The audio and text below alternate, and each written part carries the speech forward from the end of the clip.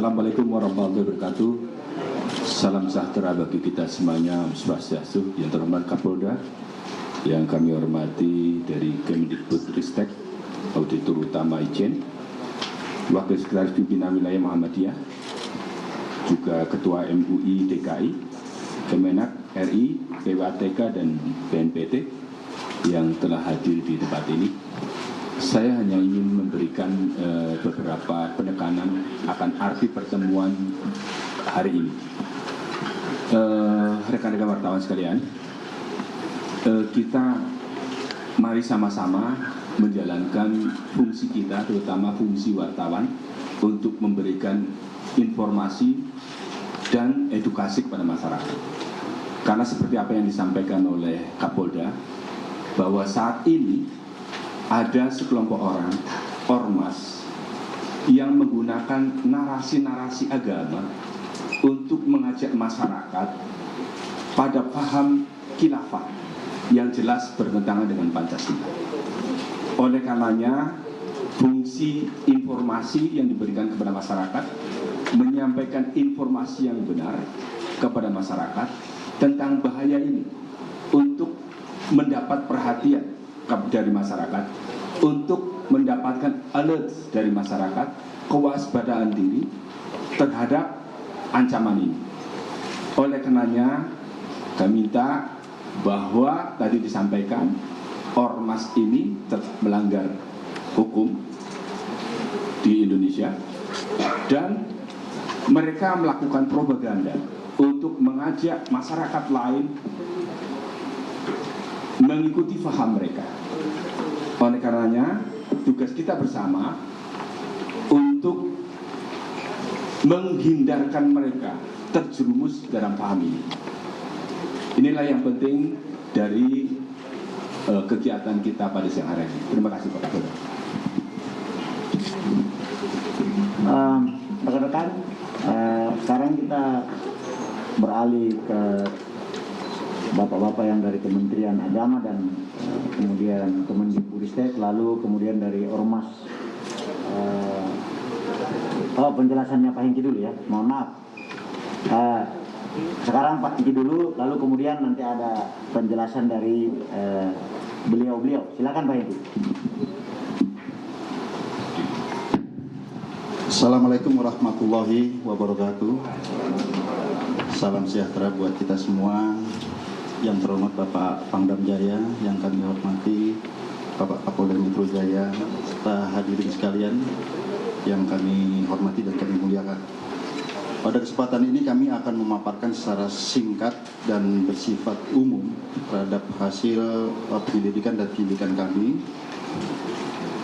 Namun strategi penyidikan kami akan simpan rapat, namun kami yakinkan bahwa itu akan mengunci setiap tersangka yang kami tangkap selama ini dan yang potensial yang akan kami tangkap nanti. Dan kemudian kami perlu sampaikan bahwa dalam kegiatan kami selalu di backup oleh TNI, baik di wilayah DKI ataupun Jabodetabek maupun pada saat di Lampung, kami selalu bersama-sama dengan TNI, Forkompimda dan juga ulama. Artinya memang ini sudah menjadi keresahan secara umum. Kami pernah menyampaikan bahwa kasus ini dimulai dengan adanya keresahan daripada masyarakat, yaitu adanya konvoi yang terjadi pada tanggal 29 yang lalu. Dan kemudian kami adakan penyelidikan, namun kami perlu tekankan di sini bahwa kami tidak fokus pada konvoinya. Ada sesuatu yang lebih besar lagi yang harus diungkap, di mana ini menyangkut suatu organisasi. Dalam penyelidikan kami, akhirnya kami temukan adanya perbuatan melawan hukum, adanya pidana, tidak hanya sebagai person, tetapi dalam suatu organisasi. Nah, di sini kami temukan bahwa organisasi Khilafatul Muslimin ini memiliki badan hukum yayasan. Dalam Undang-Undang Ormas, yayasan merupakan bagian daripada ormas, Undang-Undang Ormas itu sendiri, yaitu yang pertama perkumpulan, yang kedua yayasan. Dan ternyata yayasan ini juga memiliki kaitan dengan kantor pusat yang ada di Lampung.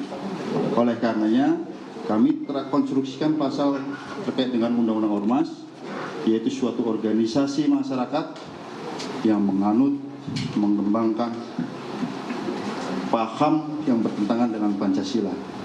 Dan juga kami konstruksikan pasal 1 Undang-Undang Nomor 1 Tahun 46, yaitu terkait penyampaian berita bohong yang bisa menimbulkan keonaran. Dan dalam prakteknya bukan hanya masyarakat umum, termasuk umat muslim sendiri. Nanti akan kami jelaskan.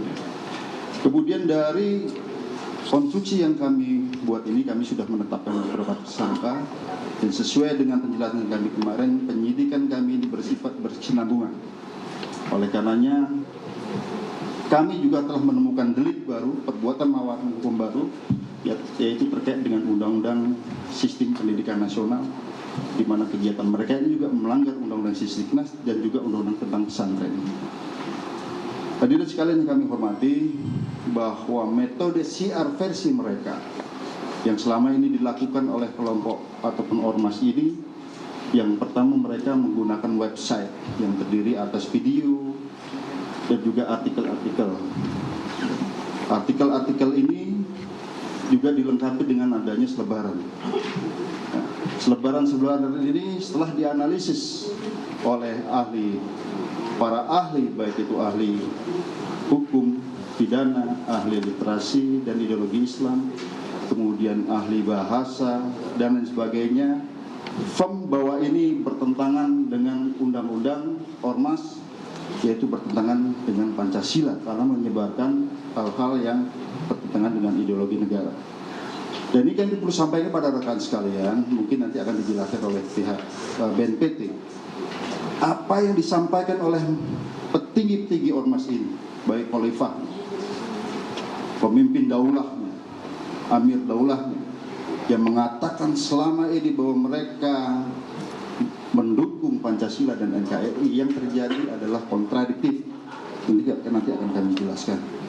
Sebagai contoh, terkait video yang kami sita dari websitenya dan artikel, Pancasila tidak akan bertahan lama.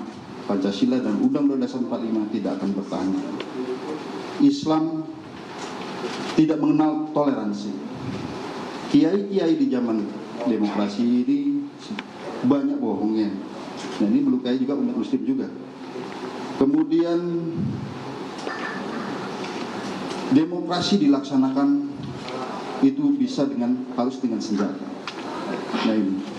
Namun yang lebih parah lagi, rekan-rekan sekalian, yang menjadi keprihatinan bersama, bahwa selain website, buletin dan lain sebagainya, mereka ada lembaga pendidikan dan pengkaderan. Jadi perlu digarisbawahi, pendidikan dan pengkaderan. Setelah kami koordinasi dengan Kementerian Agama, bahwa apa yang disebut mereka sebagai pesantren itu bukan pesantren, karena tidak memenuhi persyaratan sebagai pesantren. Nah, mereka memiliki 25 pondok pesantren sementara ya, tetapi apabila dihitung unitnya, karena ada tingkatannya, itu terdiri dari 31. Ini baru sementara, kami akan berkembang terus mencari sekolah-sekolah yang terafiliasi.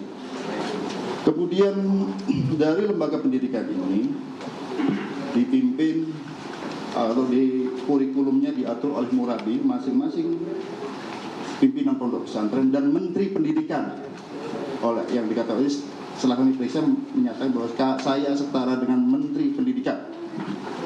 Itu diatur di mana sekolah-sekolah ini berbasis khilafah dan tidak pernah mengajarkan Pancasila, Undang-Undang Dasar 45. Kemudian yang kedua, taat hanya kepada khalifah, sedangkan kepada pemerintah itu tidak wajib. Kemudian juga diajarkan di sini bahwa sistem yang sudah final adalah khilafah. Di luar khilafah itu adalah togut. Kemudian atau setan, iblis. Kemudian semua lembaga pendidikannya itu tidak mengacu terhadap perundang-undangan nasional. Apakah itu Undang-Undang Sisdiknas, Sistem Pendidikan Nasional, maupun Undang-Undang Pesantren, di mana dalam undang-undang tersebut mewajibkan berasaskan Pancasila dan Undang-Undang Dasar 45. Kemudian mereka memiliki sekolah dimulai dari SD SD 2 tahun, 3 tahun, SMP 2 tahun, SMA 2 tahun, dan 2 universitas, satu ada di Bekasi, satu ada di NTB, di mana setelah menjalani pendidikan selama 2 tahun di universitas mendapatkan gelar SKHI, Sarjana Kekhalifahan Islam. Nah, ini menjadi keprihatinan bersama. Oleh karenanya rekan-rekan sekalian, yayasan pendidikan ini yang didirikan itu adalah sebagai suatu alat.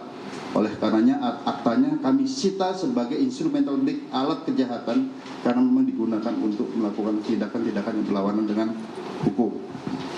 Lanjut, kami perlu sampaikan juga,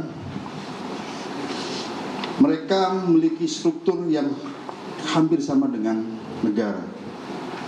Dimulai dari pimpinan tertinggi adalah Khalifah, sudah kami tangkap, Abdul Qadir Hasan Baraja, kemudian Amir Daulah setingkat provinsi, kemudian Kepala Amir Wilayah itu setingkat kabupaten, kemudian Umul Ukro setingkat kecamatan, dan yang paling rendah adalah Amir Mas'ud Kemasulan.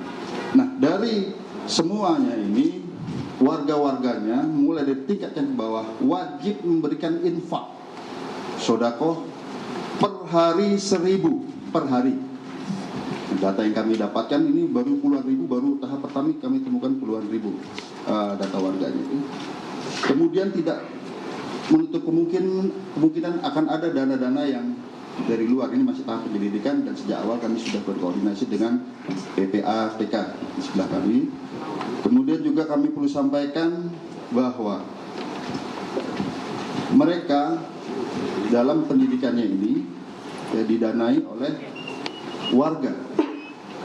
Kemudian juga untuk merekrut atau pengkaderan ini, siswa-siswanya pendidikannya bersifat gratis. Jadi untuk masuk gratis, kemudian tetapi wali muridnya nanti akan dibaiat untuk wajib memberikan infak. Gitu. Kemudian rekan-rekan sekalian, hadirin sekalian yang kami hormati, bahwa hasil penggeledahan kami temukan puluhan ribu data warga Khilafatul Muslimin ini, ormas ini, yang ditunjukkan dengan ada namanya KTP versi kita, kalau mereka ada namanya nomor induk warga. Jadi setelah kami klasifikasi, yang tertinggi adalah wira swasta, kemudian petani 20%, karyawan 25%, guru 3%, termasuk di sini ada ASN dan juga dokter dan lain sebagainya. Nah, kemudian warga-warga ini setelah mereka dibaiat akan diberikan buku saku. Buku saku ini latar belakang tegaknya Khilafatul Muslimin, bisa ditunjukkan di sini ya, buku warna hijau. Nah, ini buku sakunya mereka, di mana merujuk kepada Darul Islam Kartosuwiryo.